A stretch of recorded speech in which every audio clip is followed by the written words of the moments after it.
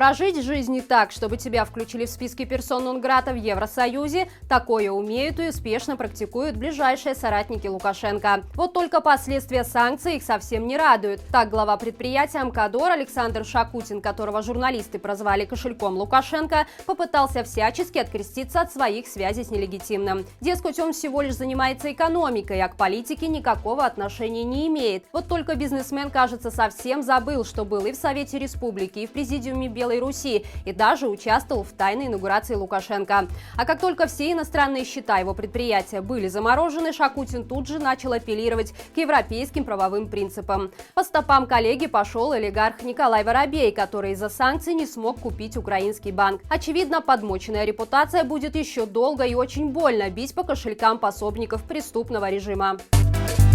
В распоряжение инициативы «Байпол» попали материалы, которые подтверждают политическую мотивированность уголовного преследования Сергея Тихановского. Напомним, что блогера канала «Страна для жизни» задержали в мае этого года после провокации, которую устроила женщина легкого поведения во время предвыборного пикета в Гродно. После этого на Тихановского завели дело сразу по нескольким уголовным статьям. Опубликованная «Байпол» запись речи Юрия Караева пролила свет на обстоятельства преследования. По словам экс-министра МВД, блогер уже долгое время был в оперативной разработке, однако инкриминировать ему было нечего. Не помогли даже найденные за диваном на даче матери Тихановского $900 тысяч.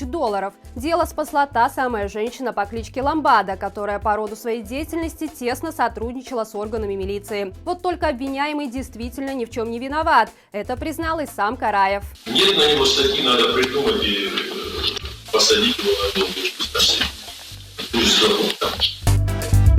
20 суток ареста получил задержанный в столичной Серебрянке Дед Мороз за участие в праздничной пробежке. Инцидент произошел несколько дней назад, когда местные жители оделись в костюмы главного символа Нового года, раздавали конфеты детям и поздравляли друг друга с наступающими праздниками. Силовики такое мероприятие расценили как угрозу общественному порядку. В итоге две женщины уехали с праздника не на санках с оленями, а в автозаке с ОМОНом. Одну из них выпустили через 2 суток, а вторая почти месяц проведет на Окрестина. Теперь понятно, о каком таком праздничном настроении говорил Дмитрий Балаба в своем недавнем обращении. Чтобы в Новый год люди действительно вошли с прекрасным праздничным настроением.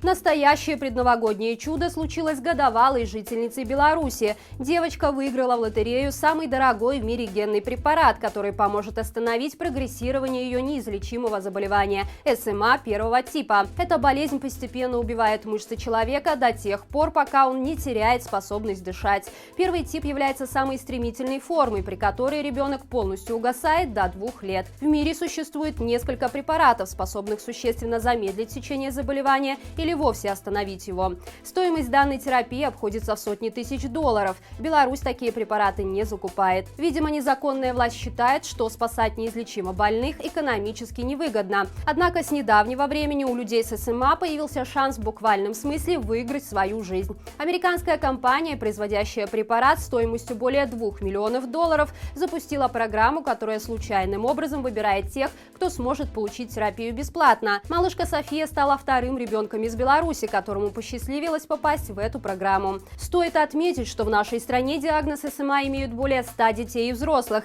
Многие из них могут не дожить до своего счастливого случая. Государство могло бы спасти их всех, например, если бы отказалось от нескольких ледовых дворцов или одних европейских игр.